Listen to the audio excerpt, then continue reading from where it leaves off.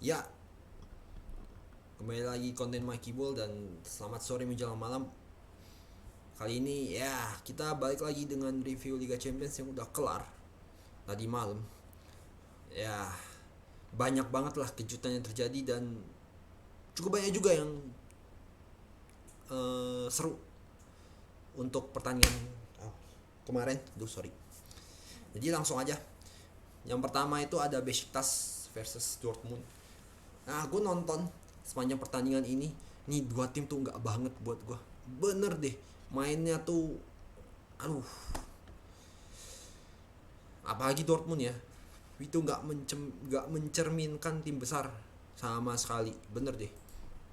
Ya, yang kelihatan ya kalau di sini gue lihat statistik Bellingham yang benar-benar paling kelihatan lah perannya.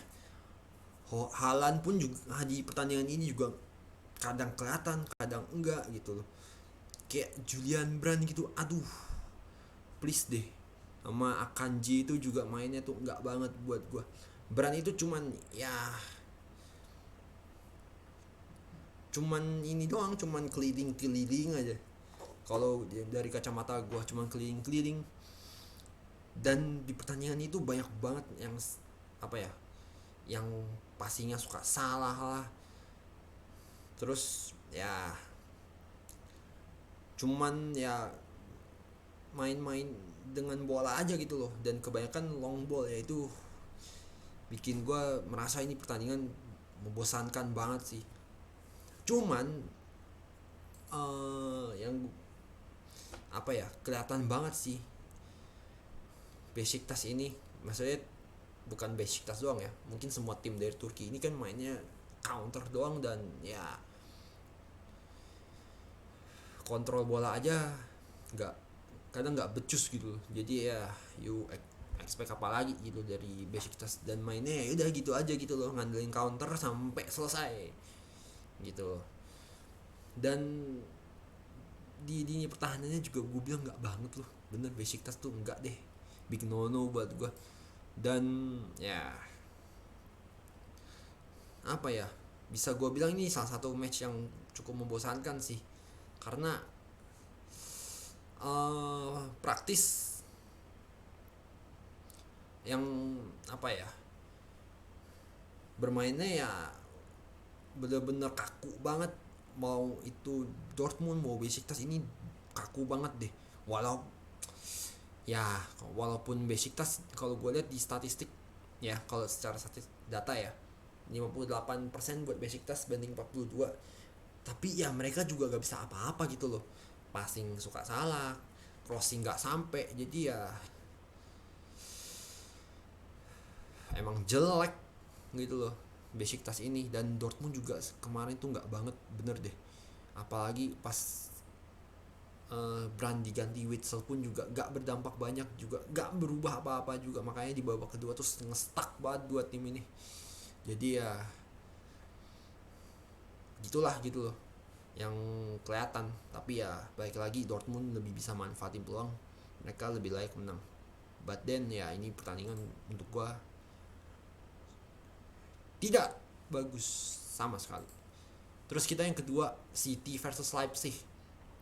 Buat gua kebobolan 3 gol itu sih sesuatu yang mestinya dihindari ya sama tim sekelas City ya. Apalagi lawannya tuh Leipzig gitu loh, yang kemarin juga performanya gua bisa bilang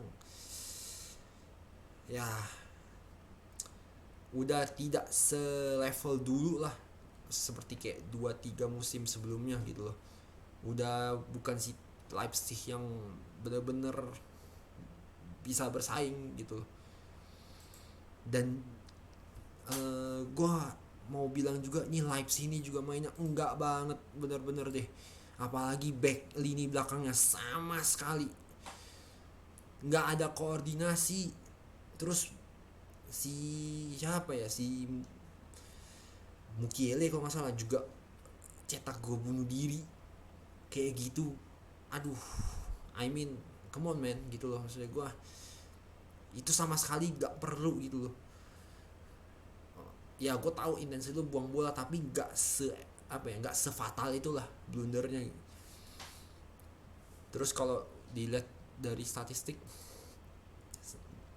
akhirnya si Grealish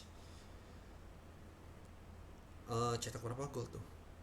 Oh, Grealish tuh cetak 1 gol, which is bagus banget untuk gua. Maksudnya buat dari pendapat gua, golnya bagus.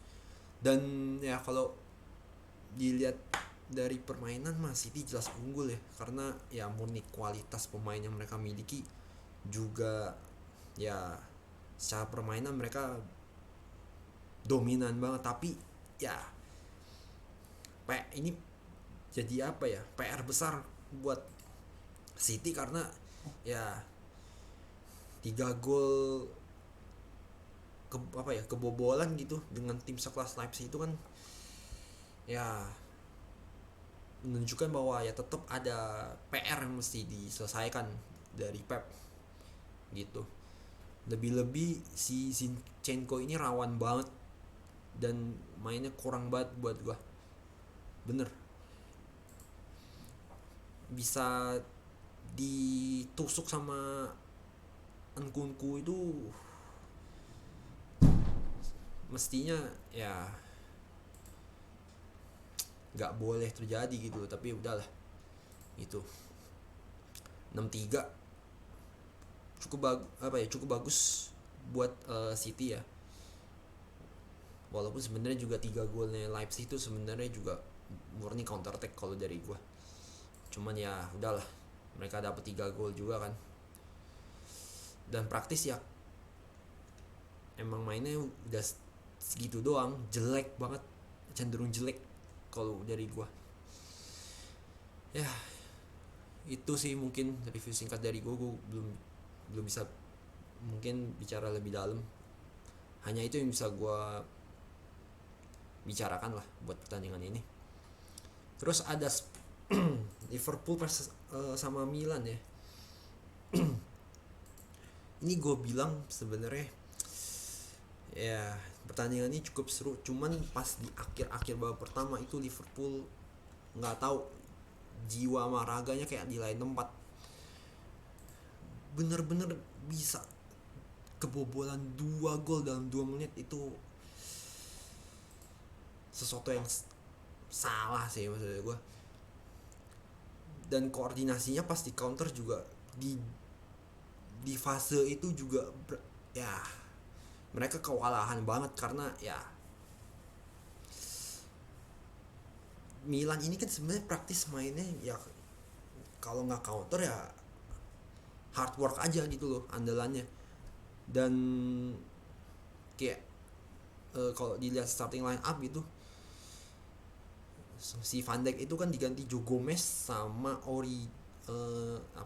si Mane nggak ada dan diganti sama Origi itu. Ya Origi mainnya ya segitu aja gitu. Terus Joe Gomez, Joe Gomez ini ya bener-bener mainnya tuh bukan level Eropa lah, ini bener-bener si Joe Gomez ini. Dan ya ini menunjukkan bahwa ya komposisinya Liverpool di starting line up sama di bench itu jomplang mampus. Buat gue bener-bener membuktikan bahwa ya tim lu cuma bagus di starting 11 doang yang sering lu andalkan, sementara di benchnya itu busuk banget lah buat gue kualitasnya. Contoh kayak si Mikas Phillips gitu kan, itu kan enggak banget gitu loh. Milner juga Minamino pun gitu, jadi apa ya, dan juga Milan ini juga kelihatannya tuh takut-takut gitu loh, bener-bener untuk gua tuh mainnya juga jauh lah dengan AC Milan yang dulu-dulu gitu loh. Ya memang karena mereka udah gak main lama gitu, cuman ya kualitas Milan ya udah mentok segitu aja sekarang gitu loh. Dan ya bisa dapat 2 gol cepet di akhir babak pertama, menurut gua udah syukur-syukur banget buat Milan gitu. Tapi ya kembali lagi, Liverpool sang apa ya, terlihat dominan lah untuk pertandingan ini, dan ya itu udah terbukti sih. Gue lihat di SofaScore juga di sini 61% banding 39%. So untuk gue Liverpool layak untuk menang, tapi harus di apa ya, harus dengan menyadarkan Klopp juga ya dulu, bahwa ya ini untuk kualitas Eropa, bench lo tuh big no lah gitu loh. Oh, by the way, Minamino ternyata doubtful ya. Jadi ya sebenarnya agak sedikit blessing in disguise sih gitu. Terus yang terakhir gue nonton Sporting versus Ajax. Asli ini untuk gue Lisbon Massacre buat gue. Bener deh, mainnya tuh Sporting Lisbon tuh jauh dari kata bagus, bahkan sangat buruk kalau buat gue. Koordinasi gak ada, pola serangan juga kacau tuh balau gitu. Jadi emang Ajax emang layak banget menang, dan Ajax kemarin mainnya cakep banget, bener. Jujur dari apa ya, personal opinion gue, mereka mainnya bagus banget, bener. Dari apa ya, dari segi teknis permainan, koordinasi antar pemain, terutama dalam hal build up serangan, mereka Ajax itu jauh banget mengungguli Sporting, bener. Dan ya terbukti kualitas pemain Ajax ini dengan juara Portugal tahun lalu itu jauhnya minta ampun, bener. Bener-bener seolah-olah beda kasta gitu loh mainnya ya. Apalagi di sayap kanannya Anthony itu mainnya tuh bener-bener deh, bener-bener untuk gua cukup bagus, bahkan sangat berkontribusi dalam kemenangan Ajax kali ini. Sampai Haller, sampai Quadrick itu menunjukkan bahwa ya Sporting ya udah kualitasnya bukan di UCL gitu loh. 1-5 loh, bener-bener udah bukan menang lagi, ini udah pembantaian kalau gue bilang, udah dibantai semua satu-satu. Tapi catatan gue sedikit satu, si Pasver ini buat gue ya so-so lah gitu, tapi dengan gol, dengan kebobolan dengan cara yang kurang elegan tuh buat gue apa ya, sesuatu yang harus diperbaiki sih sama dia, karena gol kayak gitu sebenarnya gak boleh sampai kejadian, bener. Mau posisinya Lisandro udah apa ya, udah melaksanakan tugas untuk blocking gitu, either gagal atau sukses, Pasver harus tetap siap gitu loh. Error kayak kemarin itu tuh sebenarnya gak bisa diterima sama sekali untuk tim sekelas Sporting gitu. But in the other things gitu ya, Ajax bermain brilian di pertandingan ini. So dan ya emang mereka layak banget buat menang. Dan selebihnya kayak Inter lawan Madrid, aduh, gue sih gak nonton, tapi lihat statistik aja, gol di menit terakhir itu kan, aduh, itu ampun banget deh, itu bener-bener deh. Maksudnya gue, Inter udah punya kesempatan tapi mereka ya sekali gak konsen ya, di apalagi menit-menit krusial kayak di akhir babak kedua, 10 menit terakhir lah, ya udah, it will destroy all the hard work gitu loh. Maksudnya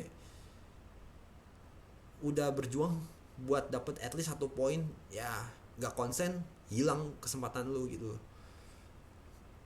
Oke, jadi ya sebenarnya Inter lagi ini aja, lagi nasib lagi kurang bagus aja. Dan yang terakhir Klub Brugge sama PSG satu sama. Wah, ini buat gua apa ya, pertandingan kayak gini adalah contoh sebenarnya bahwa ya mau lu bikin Los Galacticos kayak Real Madrid ataupun Le Galactic lah kalau di kalau di bahasa Prancis gitu, untuk sebuah tim kayak PSG itu menunjukkan bahwa ya lu mau kumpulin pemain bintang sebanyak apapun, kalau nggak kompak, nggak punya ciri khas permainan, dan selagi bintang-bintang yang udah lu kumpulin masih punya ego tersendiri, susah susah buat juara, bener yakin. Karena terlalu banyak purpose pribadi yang menurut mereka harus diutamakan satu sama lain, dan ya akhirnya mereka stuck di situ aja, di idealismenya mereka, dan ya nggak akan membuahkan